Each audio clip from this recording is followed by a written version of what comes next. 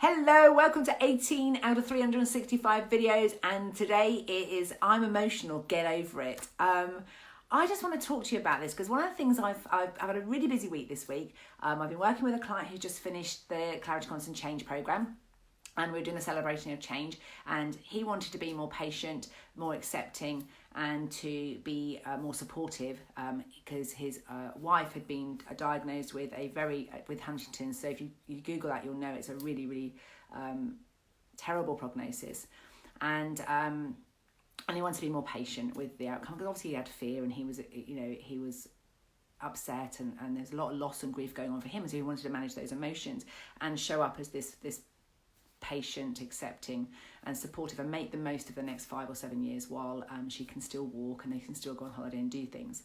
So that was one session. So we were celebrating how much more positive and how much more patient he was, which is great.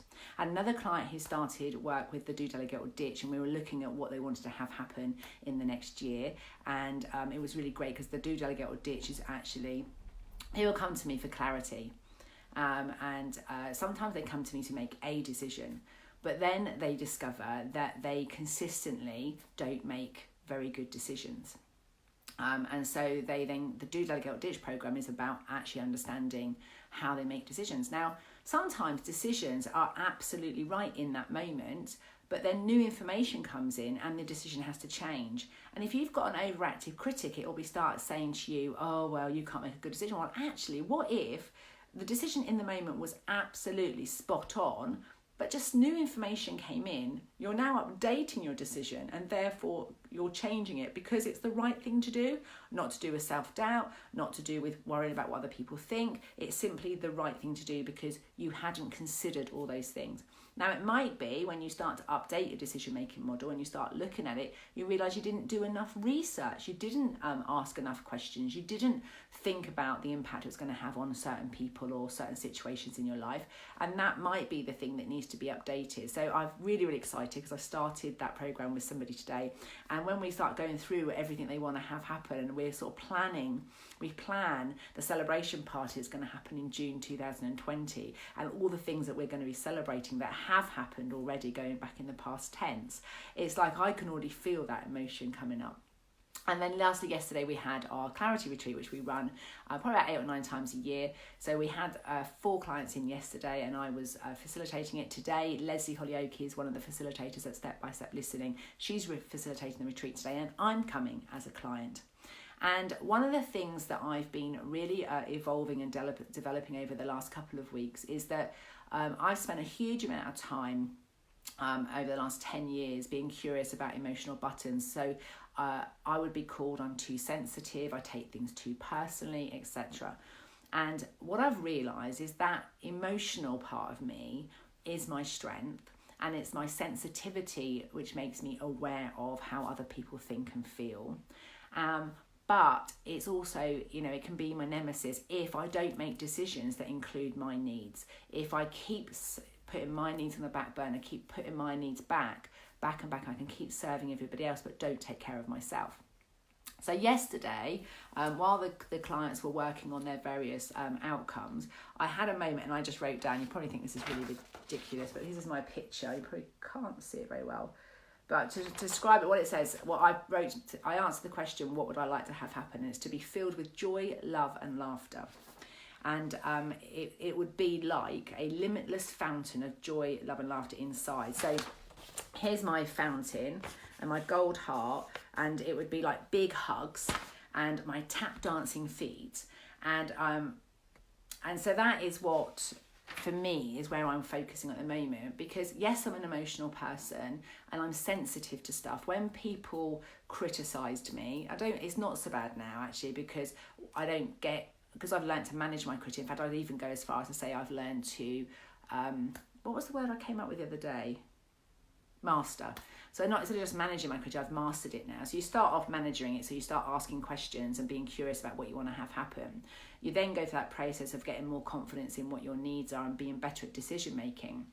And then when somebody criticises you, well, actually, I don't feel criticised anymore. I just feel that people are saying something that's different to mine, and it might give me a little bit of a wobbly feeling inside, but it doesn't like throw me off the bridge, which is before it would have like just kicked me off and I'd have felt completely lost. My emotions would have been tears or anger and frustration.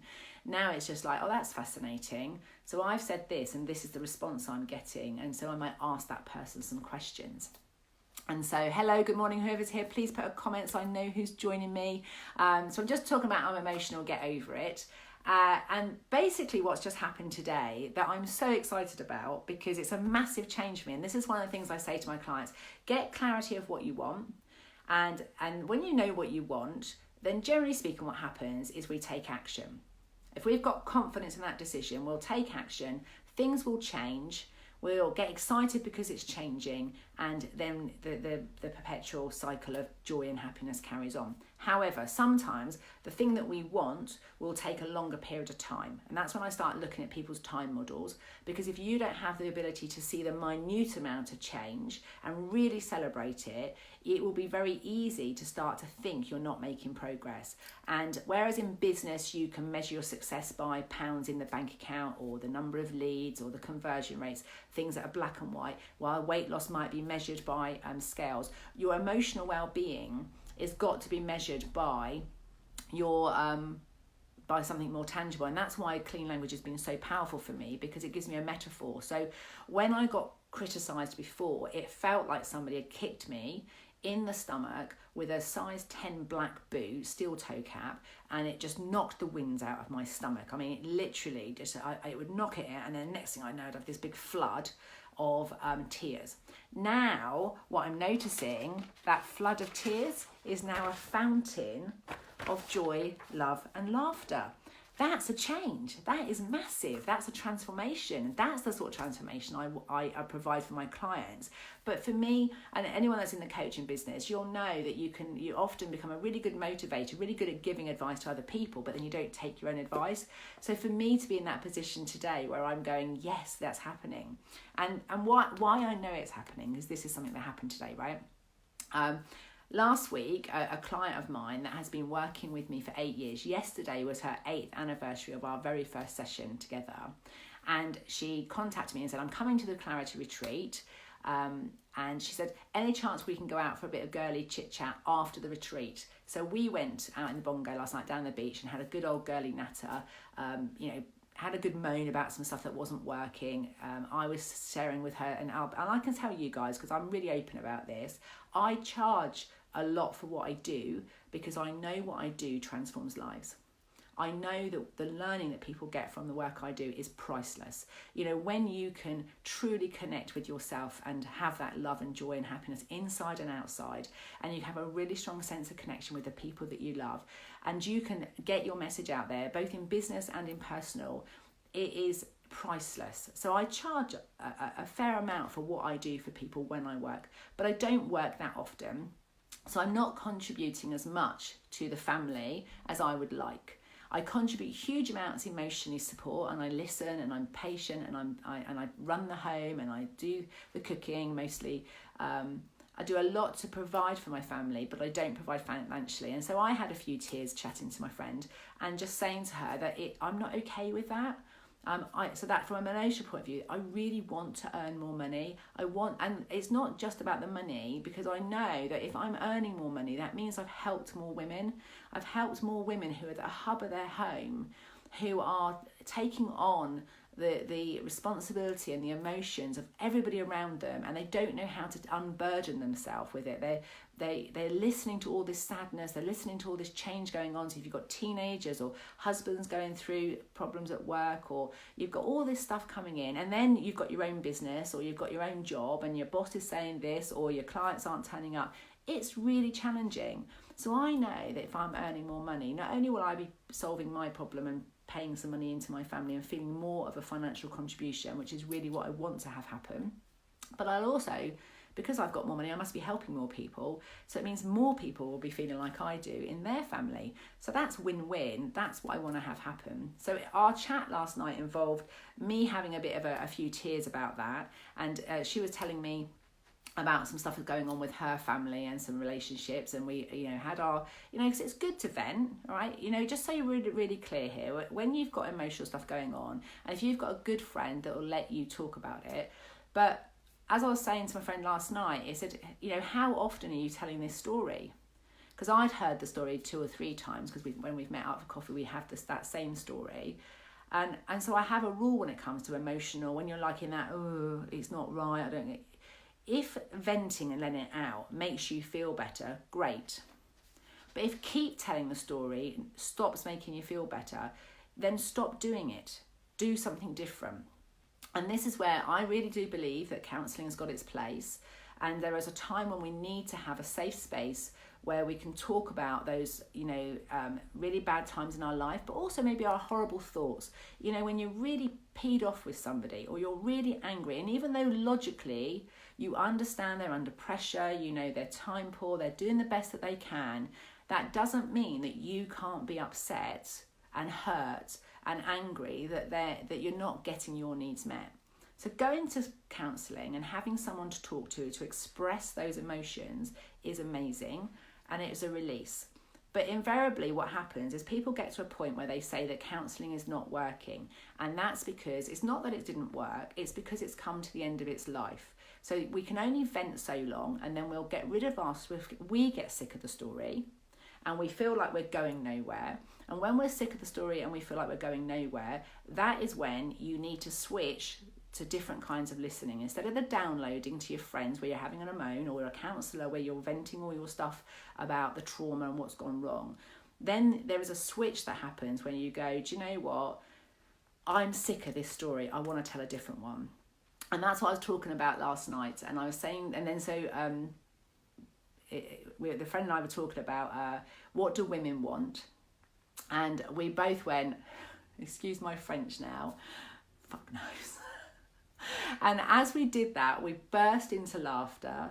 We absolutely were crying, we were laughing so hard. And actually I went, do you know what? That's what I want more of. It was great having this sort of heavy conversation and being able to emotionally be vulnerable and share all that stuff. But really, really, really, really what I want is I want to bring more joy to people's life. I want to bring a strong sense of love and connection. I want to bring more laughter to myself and other people. So here's the transformation that's happened. So I had written down yesterday, that's what I wanted, and it's been playing on my mind because I knew I had my retreat today. I knew I'd already set the intention about 6 weeks ago that I was going to be focusing. I know what I need to work at my best, and I know what I need to learn at my best, but I really didn't have clarity of what was happening when I was living at my best. And I've realised when I'm living at my best, I'm having more fun, I'm having more laughter, I'm having more joy. So I'm going to be working on that in the retreat today. However, so I thought about it ages ago. I wrote it down yesterday, had a conversation with my friend, did my venting, got my frustrations out. And then I woke up this morning and those of you know Karen Williams sent me a text saying they're going to an 80s party at the Solent Hotel tonight. Would I like to come? There's 1 ticket spare. Now, I love 80s music. I love dancing. But here's the change. Here's the transition.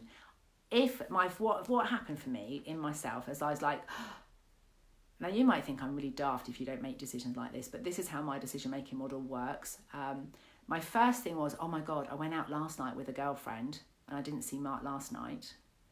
And we didn't really have a date night on Wednesday because I was busy cooking and preparing food for the retreat yesterday. And so if I go out on a girly night again tonight, then that'll be like, I haven't really, and Mark was bike riding on Tuesday, so I was working Tuesday night. So my thoughts are all going, I haven't spent enough time with Mark. We'd been at Silverstone, don't forget, for 5 days on our own. And we had this great festival environment. And there's one tent that does sort of more heavy rock music that he likes. And there was another tent that sort of got the soul and the 80s. And we both don't like the same music. But my first response was, oh, is there only 1 ticket? Because I wanted Mark to come. But there's only 1 ticket. So I had to make a decision. Do I go on my own? Or do I go without Mark? Or do I don't go because Mark can't come? So this is the change. And this is new for me to do this. I went to Mark, I really want to go to the 80s party. This is all in line with my laughter, love and joy. I want to go. So I've agreed to go. The next thing I had to decide was, oh my God, everybody else will be wearing 80s outfits. Now, I don't have long hair like I would have had in the 80s, which would all been curly. I don't have anything in my wardrobe right now that even remotely resembles neon colours or any of the stuff I wore in the 80s. And so the next decision I had to make was, do I go there in my ordinary clothes, knowing that everybody else will be dressed up in the 80s and I might feel left out? And this is a big change for me, and I'm so excited for myself. And you can be excited with me if you want to, that'd be really great. But genuinely, I'm just sharing it with you because I'm so excited about this change in myself. Is I've decided I don't care. And for me not to care what anybody else thinks is I actually just want to be in that room. I want to be dancing my socks off, dancing like nobody's watching, singing, like nobody can hear that I'm tone deaf, and have the most amazing night. And I know that the people that are going, the girls that are going, they're exactly the right souls to do that with. They're exactly the right thing. And I was only saying yesterday to my friend, Belinda, that I feel like I've got to the point where I'm socially awkward. And for those of you who know you, over the last 3 or 4 years, I've had a theme tune called, by Detroit Spinners, I think it's called, Working My Way Back to You, Babe.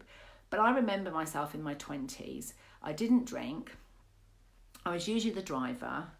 And I used to go out and dance my socks off for 3, 4, 5 hours and had a most amazing time. I didn't go to nightclubs to pull or to get a date. And as soon as the slow dances came on, I left. I was the first at the time I ate meat. I was the first in the queue for the kebabs. And if I was getting a taxi home, I'd be the first in the taxi queue on my own, and I'd go home because I didn't like doing any of that telephone number and stuff. I was there just because I loved dancing. And somewhere along the lines of having children and going through my divorce, my mum dying, and then becoming self-employed, somewhere in amongst all of that, I lost that fun, loving Cheryl. And so one of the things I've been working my way back to is that person. And I know that 23-year-old thought she was fat, but when I look at the photograph, she was just fine. And so I've been working my way back, both physically and mentally, to get that joyful me back again. And when I first started this journey, I didn't think that I couldn't remember sometimes. I wasn't even sure whether I'd ever really felt joy. And so I want to talk about this, the title of this thing, which is I'm Emotional, Get Over It. If you've got high emotions like frustration and anger, then the good news is you have got equally strong emotions of love, joy, connection. But the chances are you haven't worked out yet how to get those ones activated at the same level of energy. And so for me, I had this kick in the stomach that really sort of took the wind out of me, and now I've got a fountain of love and joy. So this, like the feeling that came in today, knowing that I'm going to go and spend time with these girlies dancing, is amazing. So if anybody that lives locally I'm a size 18, who've got anything that remotely looks like 80 stuff that I can pick up between 5 and 7 tonight, that would be fantastic. But do you know what? I'm going to go there no matter what. It doesn't matter that I haven't got the 80s clothes. I've got the 80s mindset. I've got the 80s memories, and I am going to go and have a whale of a time. And that is a massive change. And I don't know when or why I got into that point where I wasn't going out. It's probably just because I had children. My mum never went out. She didn't get a babysitter till I was 14, so maybe I copied her models and thought I shouldn't go out. Then I became a single mum, and it was difficult because my husband never had the children overnight. So I've never really been without the children until now, when they're obviously 21 and 24 now. But whatever, it doesn't really matter to me why it happened. It's just like, because I got sick of that story, right? I want to feel more love. And it's interesting because this whole thing started right when my mum died in 2006. I used to say things like, I know I'm loved, but I don't feel it. And what I now know is it's because of the way that I listen. It's the way that I process information. And because I was very sensitive to criticism, I'd created this lovely filter, but it wasn't allowing the love in. And my detective hat wasn't on, looking for the clues of how loved I am and how supported I am. And so I just want to say thank you, particularly to Belinda last night, and Karen Williams and Robbie and Wendy for this evening. So before it even comes, I know it's going to be amazing. I just want to say to you, and actually everybody, there's a couple of people that come to mind at the moment. Jolene Grant proactively sends me stuff and makes comments on videos. There's Jane Creasy, you might see commenting on my videos, she's just been engaging with the process and really stretching herself and learning. And one of the things I talk about in book number 2, which I'm now writing, is about the 6 C's. To get to this point where you can manage your emotional buttons and you can activate those ones of love, joy and laughter and allow more love into your life, it takes courage, all right? Because the reality is, if you feel criticised, there's a really good chance that you're criticising yourself, and there's a really good chance you're being very critical of somebody else or lots of different people. And so it takes courage to go within. And I just want to say it to everybody that's ever worked with me, and particularly for those people that have stood by me when I've been going through my messy middle and I lacked clarity and I lacked confidence and I was going through the change. I just want to say thank you, right? Because I wouldn't be here. There were times when I really thought, I just want to go to bed and not wake up tomorrow because it's too hard. But somebody in May 2006, I was on my very first coaching training when I was starting to learn to listen differently. And it was an auditorium now with like 200 people. Now I run the same kind of event or similar event for a 3-day intensive, and we have a small group of no more than 9. So it's 3 small groups of 3 that people are working. And someone listens to you for a couple of minutes and then they give you feedback. And I remember that lady saying to me that she saw me as courageous. And I never ever thought of myself as being courageous. And then I've realised that she sowed that seed in my subconscious with those kind words. And over the last 13 years, I've started with my detective hat on, collecting the evidence of my courageousness. And I see it in my clients all the time. And I love Deborah Baxter's, if you don't go within, you go without. That's her strap line. So hypnotherapists, if you ever want to have help with trauma. But it's just knowing that it does take courage, all right? You're going into the unknown, but I want you to know that it's beautiful on the other side.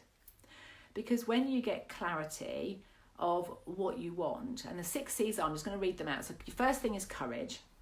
The next thing is curiosity. You have to be willing to learn. So you have to go back to breaking down any rules that you might have about learning from you've picked up from school, and get back to learning as part of our growth cycle. It's part of being a normal human being. It's part of, if we stop learning, we stop growing, then we're dead. And so if you don't allow yourself to learn new things, you start to become stale and unfulfilled. So curiosity is the next principle. The third principle is about chatting with purpose. We can often start chatting like I did with my friends and download and vent, but we'll end up chatting and all we're doing is criticising ourselves, criticising other people, moaning. And the gentleman I worked with this week, it was really lovely because he had his metaphor and he realised that when he criticised somebody else, he was talking about someone else, not me, while we were there, his frustration oval shrank. And he was like, oh, so when I criticise somebody else, I feel better. But it's temporary. So if you chat with the purpose of talking about what you want, solution focus, talking about your strengths and other people's strengths, and you talk about strategies, guess what? You feel better without making anybody else feel crap. So when you chat with purpose, which is the first principle of the confidence cycle that I take people through, you start listening to what you're saying and you start engaging with the feedback. You start listening to the impact you're having on other people. And also you'd start listening to the feedback you're giving yourself and the impact that feedback's having on you. So a lady yesterday said that she was here, she was 65 and she wanted to look at the next stage of her life and retirement. And she said, by the time I leave here, I know that I can cope and I'm calmer. And when she listened to the word cope, she said, oh, that's not having a very good effect on my energy. I feel a bit, but when I'm calmer, and actually what she wanted is to reconnect with her sparkly, bubbly self. So the language you're using, so when you're chatting with purpose, you're listening to what you're saying, and you're also noticing, you're listening to the feedback, the response of what it's having on you when you say it, and also what impacts it having on other people. And if you start paying attention to the patterns, you can know what works. So the next principle is curious thinking. So sometimes we're saying it and we've got to catch those words. Sometimes we don't even say it out loud. They're just thoughts we have. So it's like me today, I got the text, would you like to come? And then I had this thought that, oh, there's only one ticket, Mark can't come. I have to be conscious of those thoughts. And then I have to ask myself and go back and say, okay, so what would I like to have happen? Well, I want to have joy. I want to have laughter. I know that Mark really doesn't like dancing that much and he's had quite a bit to drink. And I want to have some sober fun. So I want to go there without drinking and I want to have an amazing time. So like, actually, it means I have to do it on my own. And I'm not very comfortable doing things without Mark. It's not something, unless I've done it for work. And Karen and I do quite a bit of travelling, as you know. So I don't do it on my own. I've got another friend now. I go with Karen. So doing things for myself is quite a new thing for me, but I have to be conscious of those thoughts and question it. And the next thing is that I have to celebrate change, and that's what I'm doing with you today. I'm really, really excited. And what I say to people is, when we're frustrated, we go, get angry, and we get the whole body involved. But do you know what? If you did the same thing when things change, and you start embedding that new feeling, you will wire up. You will super, super, super connect those love, that joy, that happiness, that laughter, whatever it is you want more of, those good emotions, that emotional stuff. I'm an emotional person. Yay, great, fantastic. I want to be full of life. I don't want to be damped down because somebody else can't handle the fact that I'm really, really happy. I want to be able to help people to have that joy. And I understand that me being full on with all my happiness is a bit too much if you're hurting. So I can slow it right down. I can come and meet you where you are. I can listen to that pain that you're in right now. And I can ask you what you'd like to have happen. And we can find out what it is you want. And I guarantee you don't want to keep telling that story. You might be getting a positive payoff at the moment by telling that story over and over again. People listen, because the human brain likes solving problems. So if you've got a problem, people will listen to you. So maybe what you want is to be heard and understood, but you want to be able to tell a joyful story and you're heard and understood. And I'm happy to listen to where you are and bring you step by step through a listening process until you can get to this excited level where everything you do is celebrating change. You've got joy and you've got happiness. And when crap happens, because life is full of death and cycles and things happen and it's not nice, you will be fully resourced to go through that grief cycle. You will have your support network around you. And the last principle is about cheerleaders. Okay, your cheerleaders will, when you've got mascara down your face and like today, no makeup, and you're your raw self and you're angry or you're cross, they won't judge you. They know this is temporary. They know this emotional response that you're having is because something is hurting you. They'll know that you're scared, and they will be able to whisper in your ear, put your hand on your shoulder and tell you that you're okay. That even though on the outside you look like a mess, they can still see the good in you. Your cheerleaders will never, ever give up on you. And I just want to say big thank you to my cheerleaders. Because without you, I couldn't support all the people that I support. I have a lot of cheerleaders. I'm very lucky. That I've got, I'm a bit scared to list names in case I forget something, but I know Robbie has been very, very, I've got a message come from Messenger from Robbie's come to mind, Wendy, but all the people have been commenting recently, particularly when I thought I had my heart scare, my sister, my brother, even my brother-in-law Chris, and my sister-in-law Dawn, and I'm thinking, God, if I mention it, I'm not going to get it right, but there's been so many of you, and you know who you are. You know that you can see the good in me, even when I've been at my lowest. And so I thank you. I really thank you, because and obviously my biggest cheerleader is my husband, but to be honest with you, I love my husband to death, but he's not a talker, so it's not natural for him to say to me, that's great. He just assumes I know. And whereas my girlfriends, they talk like me. They chat, they've got words, and they're quite happy to articulate that vocabulary for me. And so whether you're male or female, whether you're an external processor or an internal processor, it might be that your partner, your life partner, doesn't have that. That's not their strength. And my gift to you is get yourself a strong peer support network. Get yourself a group of cheerleaders, and maybe you'll have 5 or 6 for your personal life, and maybe you'll have 5 or 6 for your business life. And those people are your go-to people that you know, if you go to them and vent, They will ask you questions or give you feedback that will remind you of your strengths. Just being able to vent alone and getting caught up in your woe is me story doesn't work long term. Now, I went for counselling for a year. It took me a year to tell my story every single week at £35 a week. And I work with people now in a fast track program, which is 3 90-minute sessions. By the end of those 90-minute sessions, I will know whether they're ready and committed to change their story. If they're not, if after 3 sessions they are still wanting to do the woe is me story, then I suggest they don't come to me anymore. They go to counselling, or they go and talk to friends. They go and tell their friends the story until they're sick of the story. And then when they come back, we get onto the Do, Delegate or Ditch program, where we really start to look at their decision-making model. Why are they deciding to tell that story, for example? And how long is that story going to be told for? And really updating how you want to do your stories as you go forward. So quite a long video today, but it's from the heart. It's because I've got something really to celebrate. I will put in the status update when the video is processed, those 6 C's. And I would love to know, if you had the courage today to do one thing, what is the thing that you would like more of? What emotional thing? You know, my thing's about emotion. You know, if you could harness one emotion and have more of it, what would it be?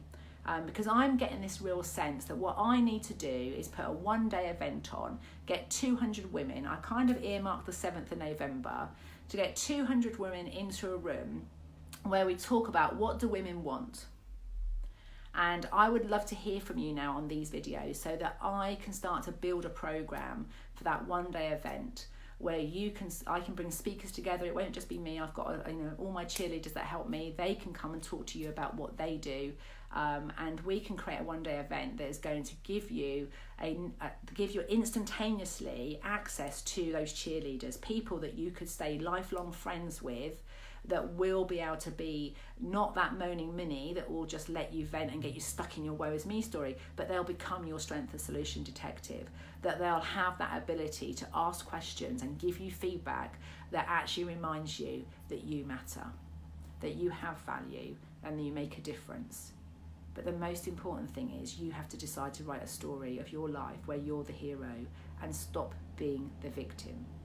That critic, that criticism, it's just it's a perspective. It's another way of looking at something.